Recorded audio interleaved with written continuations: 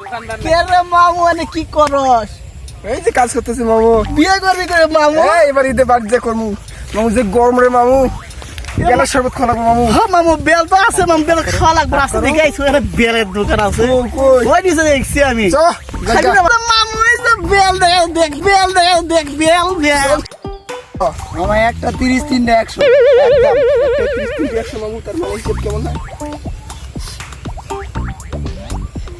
বেলের টেস্ট আছে মামা 100% বেলের টেস্ট। একটা 30 একটা 30 3টা 100 মামু, এটা বুদ্ধি করে দেন।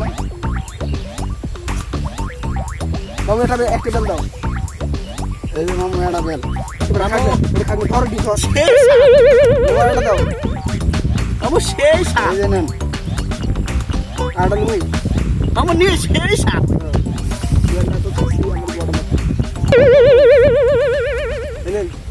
কটা বেলেন মামু?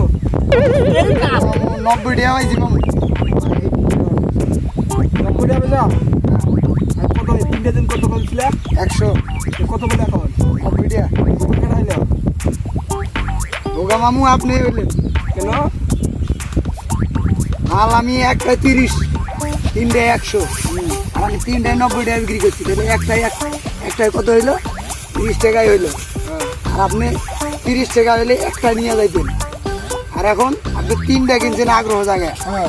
তাহলে